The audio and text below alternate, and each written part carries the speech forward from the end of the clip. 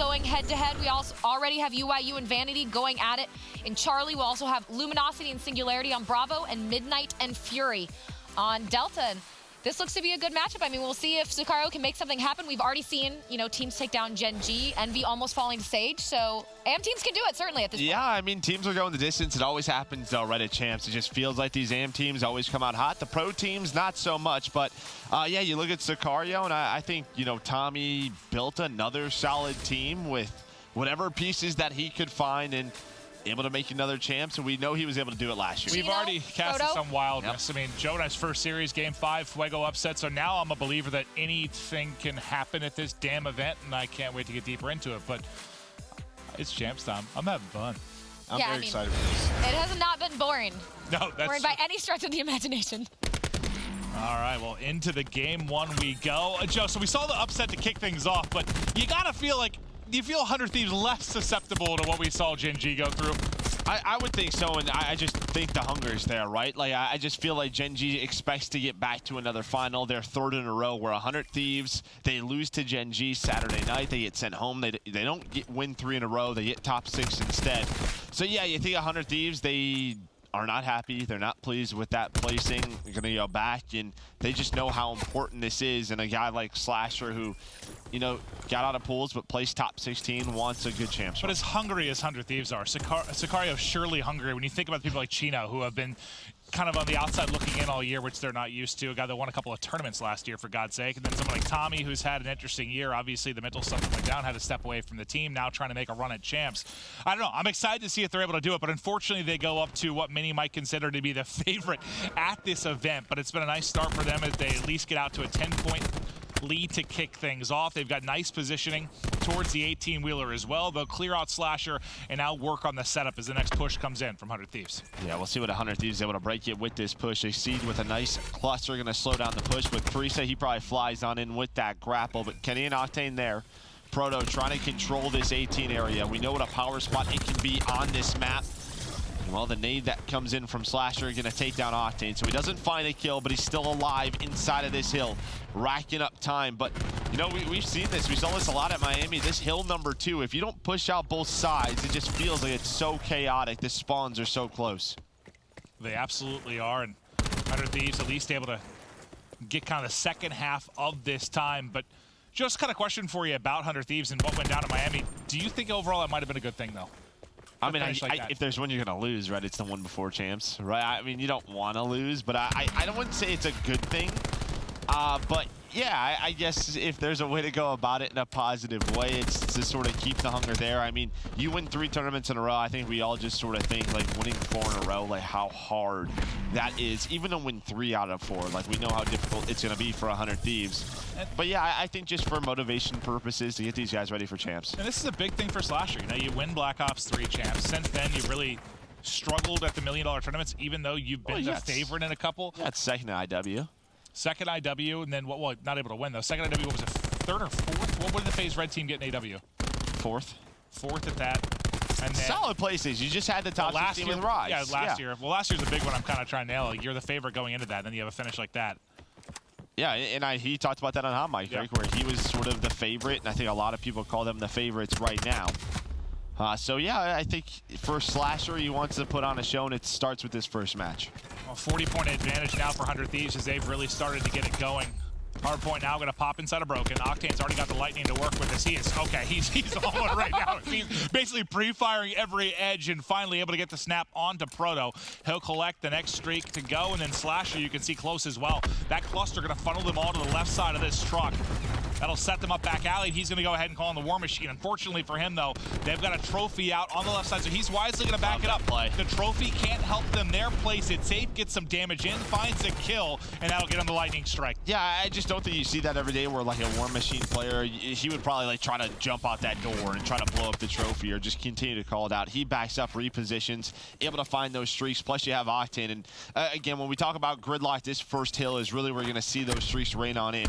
So now with an 80-point lead for 100 Thieves, it's only going to grow more and more. It was a nice start for Sicario, but since then it's been all 100 Thieves.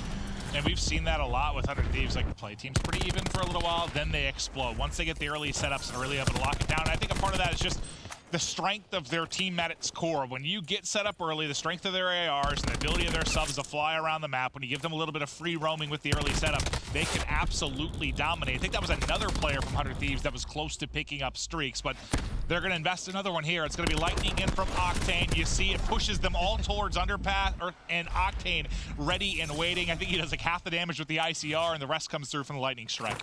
Yeah, a lot of time going to be earned here, and now you're in a position if you're Sicario. How do you want to play this? Just setting up for hill number 2. You have Enable going on a flank through Ice Cream. That's going to be number 7. But the spawns actually do flip. So because Enable got aggressive on that 18 side up towards that top street, Tommy actually spawns behind him. And this might be some very bad timing for Enable because he's trying to set up the pinch.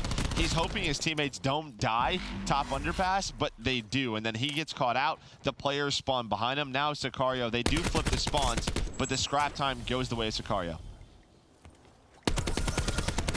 Chino's POV now. He's had a nice start at 14 and 11, but needs some help. Tommy really lackluster out the gate at 5 and 12, but it's hard to have your stats popping off when you're down 100 points. It's been early control for 100 Thieves and most of the hard points up until this nice setup from Sicario, and this is a chance, Joe, for them to really get back into the game. But now the contestant is going to fly in. Tommy and Exceed able to win their one-on-ones. You still have a 3-man presence coming through backside post, 400 Thieves.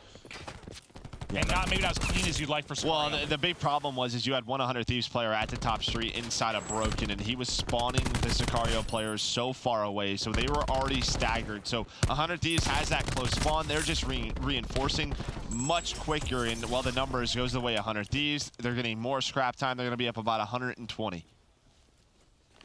Sicario, back-to-back hardpoint, so they'll have the first setup due to the break from 100 Thieves, so they'll get into showers. Now, what can they do with it? You still have the lightning onto Slasher, but for now, they're just setting the push. Enable's going to spawn out. That's going to kind of set up a pinch unless he gets caught from behind. Priesta goes in for the grab slam. Doesn't get maybe where he wants to hit, or doesn't certainly get the value he wants out of that. It's not going to connect on anything, but his teammate's still finding the kills. He's going to get fortunate timing on the edge, looking for a second player there, but it's the Tempest now in.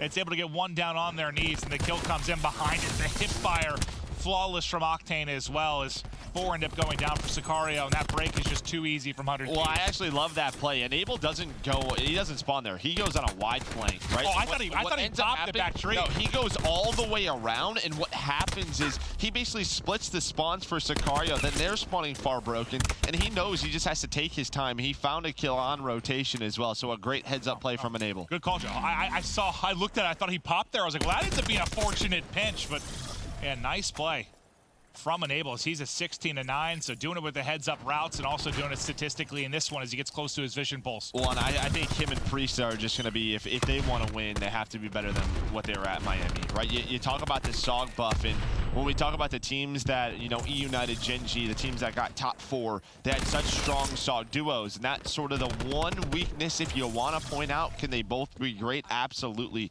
But there's teams that have better SOG duos than 100 Thieves, so you have to say Enable and Priesta, if they have a big weekend, it's going to be difficult to beat 100 Thieves. Well, so far, so good. A massive advantage throughout the course of this game. Sicario able to trade effectively, and Chino working towards some streaks. The question is, will it be too little too late? There's only 38 more points needed for 100 Thieves to close out this map 1. We know how good they've been in Hardpoint. You heard the stats throughout the last event. I think the last event was the first time that they lost 2 Hardpoints within a best of 5. Like, they've been nuts and so consistent really across the game modes once they improved on their search and destroy. But really, since adding replays as coach and adding Priesta as the 5th, their Hardpoint has just been nuts. This one's not over yet, though. I mean, Chino does find the Hellstorm. He's close to the lightning, or sorry, has the lightning. He's close to the Hellstorm. He should be able to find it. I mean, we're only at 60 points now. Sicario has crept their way back into this one. If they can hold this hill, get it to that second, third hill towards tree, maybe it comes down to the wire, but they're trying to hold on. You still had another streak for 100 Thieves. They're able to get back into the hill. Does this force out the final streak from Chino? He should be coming off spawn shortly. As he called in with 30 seconds left, he's going to have to. Yep. There it comes in. Everybody lined up. That's a 4-man from the Hellstorm as Chino gets a big hit and knocks Under Thieves out of the hardpoint and gets them spawning on the left side. So that is perfect due to his teammates' positioning. So that this run from Sicario, it's still alive, Joe. Yeah, what do you want to do if you're 100 Thieves? It looks like they sent 3 towards that tree side. Kenny and Priest are able to find a couple of kills. Where do the Sicario members spawn out? They spawn all the way towards the left side, all the way out. So a big couple of kills for Sicario, but you see the spawns are there for 100 Thieves. They're able to break the spawns, and well, now they're going to try to use those reinforcements to break on through, but Tommy able to connect. He's going to find his 3rd. That was just ludicrous. The hip fire flick, and it connects now. 120 off streaks. Back over to Chino, who has been shredding. He's on 6 in a row. 28-18. Out goes the grab slam, and Proto knocks down 2. Now just 30 back as Sicario make the run, and they've got the setup inside the hard point. 100 Thieves still here, though. They have the presence. You have Enable inside a post, but yeah, Tommy forgot to heal. Could have earned some streaks with that Tempest, but doesn't heal. 1 bullet takes him out. They're still hanging on now with 15 seconds left. I think 100 Thieves are probably just going to rotate. Kenny's going to get this scrap time, so it's going to put them within about 4 to win the game. And you spawn out so deep top left if you're Sicario. 3 of your players do. You have numbers towards the next hardpoint if you're 100 Thieves. So not only do you get the final 15 seconds, but you also have the numbers towards next as well. They're going to be in. The last-ditch effort from Sicario to get in is going to be shut down, and 100 Thieves hold on. In a tense and terrific map 1. With Sicario, they made it close. Yeah, they absolutely did. Sicario, of course, Chino, Proto, Tommy, all on that team, putting up a good fight there against 100 Thieves in that first map, but ultimately falling. And also we did have a conclusion there on Charlie UIU 3-0ing Vanity to get their first win. I think of all the teams I was expecting to 3-0, it probably wasn't going to be UIU, maybe a Gen G or someone else, but it was a pretty easy game, to be fair. Yeah. On that control right there, they just dominated. Methods picked up streaks, Phantoms. Saints, they were up like 25-10 in lives in the last 2 rounds, so it was a pretty dominant performance out of them. And you know, UIU's a team that was sort of on the upswing. They won that 3-0 versus Envy at the last tournament, and they looked okay, but we knew that they needed a lot of work. And this is a tournament where players like that can step up and make a run. Let's look at our first set of groups. Groups A through D, see how things are starting to play out among those teams. You can see it right there. The likes of United, not so surprising that they are sitting on top. FaZe Clan, Reciprocity, and Enigma 6 all with wins, but Gen G still one of those surprises, sitting at 3rd there with a loss. I saw Luskin. I was leaving the restroom, and I saw Luskin from Reciprocity. He goes, I'm not doing the British accent. I can't do it. But he basically said, don't be surprised if we win this event. Like, they were very good, apparently. He said for them, at least at the boot camp, they were dominant. So I don't know. I mean, I'm not shocked to see them 3. Oh, no, I would be too. But that was like the last player I saw right before I got on the desk. He's like, don't be surprised if we take this whole thing. I was like, I would be, okay. Well, if they step up to be like Dylan's been playing, or Dylan played at Miami, if the rest of them like Dens, Wuskin, everyone else, then... Yeah, I mean, that's just... That's asking a lot. Yeah, that's asking a lot. That's asking a lot. My bullets might not have a map. Think about the people from those 2 boot camps that probably had the most chance to improve. EG in the one and Reciprocity in the other. Like, you're surrounded by 3 teams that you could argue were better than them. So they might have got a big boost. I don't know. There's another dark horse there with EG. For sure. All right, our second set of groups. Let's take a look there at the remaining setup. Again, groups E through H. Of course, G and H, F still looking to play. Group E underway as we move things through here. Still a lot of Call of Duty left to be played for the very first day of Champs, but again, it'll be interesting. Maybe it will see some more upsets of some of the bigger names. See what's going on with teams like Splice. I'm actually really excited to watch Splice play, just for, you know, the potential there, and see if they can figure out their kinks and where they've come from. And you got to think this could be the last chance that Hook and Temp have to win a championship together, right? Like, these guys, it hasn't really worked. They haven't got that championship. They teamed way back in AW where they were incredible. They got all those second place finishes, and then they team in this game where, like, they're instantly going to be a top 3 team, and it just hasn't shaped up to be like that. Yeah. So, I mean, it's exciting, and they are a team that can also make a run. They have so much talent on there. It's just, will the attitudes, you know, will they have that collision and mental capacity in this tournament? We'll see. Mark, do you think that attitude could play a part with Splice if they can't?